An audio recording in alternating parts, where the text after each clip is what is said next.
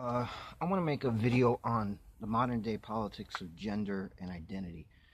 And but by that I mean basically the whole LGBT movement and mostly the trans movement, but also these bizarre other like things on the fringe that are popping up like furries, like otherkin, I think they're called. And then there's objectum sexuals, people who are or attracted to objects, and zoophilia. There's a whole range of weird sexual deviant lifestyles, and it seems like, and I know this is going to sound like fear mongering, but this is really how it feels to me. Is that everybody thought years ago it was a slippery slope argument when the gays wanted uh, equal rights. People were like, what's next? You want to marry your dog or your toaster? And people would like laugh that out. Not that that was a great argument, but people would say, "Oh, that's a slippery slope." Just because we allow for gays doesn't mean we're going to allow for people to have sex with their dogs or marry a toaster. But it seems to me that actually it's exactly the direction that we're headed in, because we're operating under the ethos which we first uh, came became conscious of during the gay rights movement and the sexual revolution in the 70s and 60s. We first came conscious of this idea that, you know what, it's between two consenting adults. There's no victims. Then it doesn't matter. It's nobody's business, no matter how weird it is. And for the most part, I agree with that. That's not something I want to let go of, because I think I believe in letting live and let live. But it's weird. There is a part of me that's uncomfortable with the direction that we're going, because and I want to make the disclaimer: I'm not against anybody. I don't have anything against trans people or anybody else. I don't want to hurt anybody or discriminate against them. I believe in being compassionate and fair with people. Um, and I don't care about calling people the right pronouns or whatever it is. Uh, Let them use the right bathroom. So just so you know, I'm not coming from that angle. I'm just saying that, if I'm being honest about it, it does make me kind of uncomfortable, because it seems to me that there is something to the idea of something that's so deviant is bad, not because it has a victim, but because it's just kind of twisted. It's kind of just really so perverse that it's something that we shouldn't be endorsing. And so what I have in mind is like the idea of people bring up like Batlord on Music Banter, if you're aware of it, is brought up like, why can't you fuck a corpse? And really, there's no ethical reason why you couldn't fuck a corpse, except for the fact that it's so deviant. It's such a sacrilege. It's like it's such a perverse use of a dead body. It seems twisted and psychotic, and it seems like the kind of behavior that a serial killer would do. And so it shouldn't be allowed, because I think it's so fucked up that we shouldn't be that should be over the lines just because of how fucked up it is on an emotional level. They say like you shouldn't regulate based on emotion and morality and stuff. I used to agree with that. Now I'm thinking about it. I'm like, no, I disagree.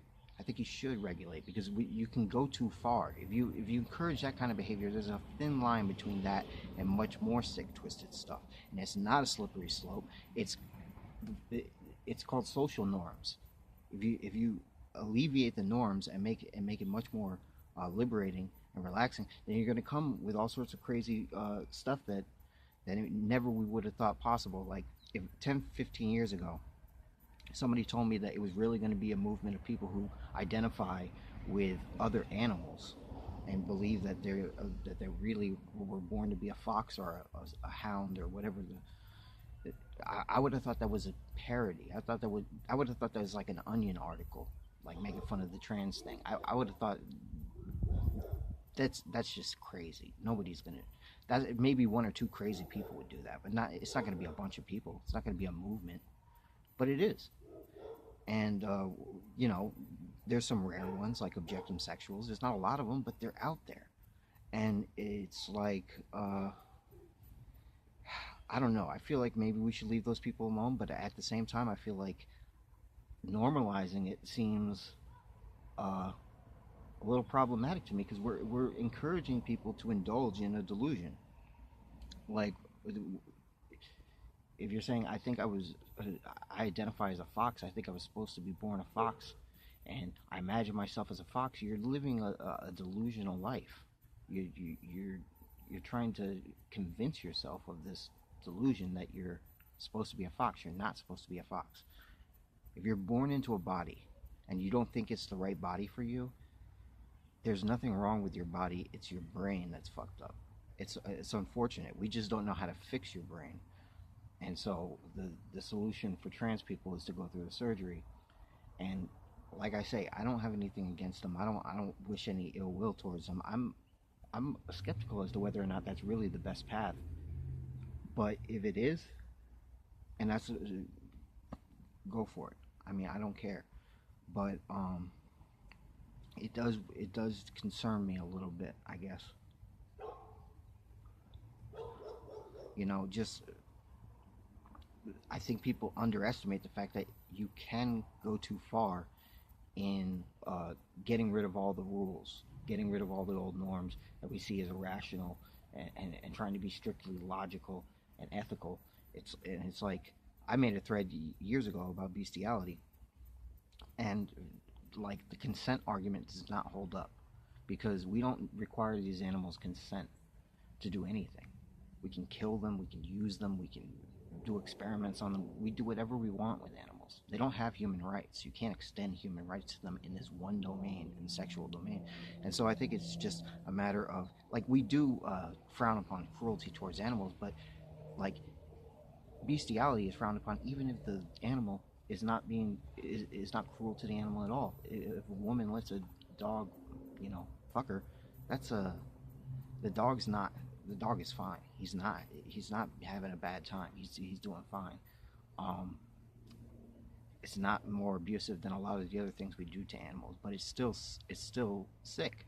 And people got the misconception in that thread that I was trying to make it okay to fuck animals. I actually don't think it is okay.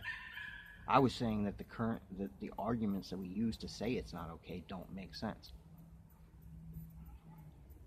But the uncomfortable thing is that the deviant, what's it called? The real reason that I don't think it's okay to fuck an animal is just because it's fucking. That's weird, man. It's real twisted, and I think it's a sign of a mental illness, honestly, and I don't think it should be encouraged. If you say, can I fuck a dead animal? I would say, no, if you fuck a dead animal, there's something wrong with you. You should seek psychiatric help because that's not a normal thing. So I don't, yeah, I don't know, but there's extremes like that. And then there's less extreme things like the other kin people. They aren't that extreme. I just feel like I don't want to see it normalized because it seems like a trend thing too. It seems like now all of a sudden there's all these people saying, yeah, I identify with that too. It seems like people are influencing each other to do this shit. Like, I, it's hard enough to believe, okay, with the transgender that there's such and such amount of people who feel like they were born in the wrong body. It is what it is. At least they're still trying to be a human. They just want to switch genders.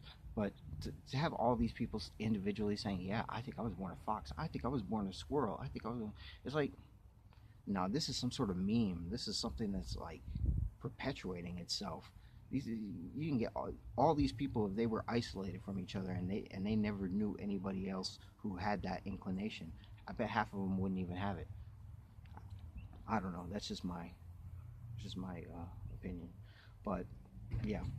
So they say as you get older, you grow more conservative, and I found that actually what's happened to me is as I get older, people start labeling me a conservative because the environment around me has shifted so much that now you can be pretty moderate and that's considered being conservative. Like 10, 15 years ago, it wouldn't have been a conservative point of view to say what I'm saying right now. It would have just been common sense. Now it's conservative. So it's actually the landscape is changing. Political landscape is changing, and I was hoping when I was back then, I was hoping it would, but I don't know, I never envisioned exactly what it was going to look like, and I'm just not all that comfortable with some of the directions that we're going. I think that it might not be a disaster, but it's just a mistake, and I don't want to be a part of it. I think we'll learn our lesson eventually. We'll figure it out. Um, but yeah, that's basically all I have to say about that.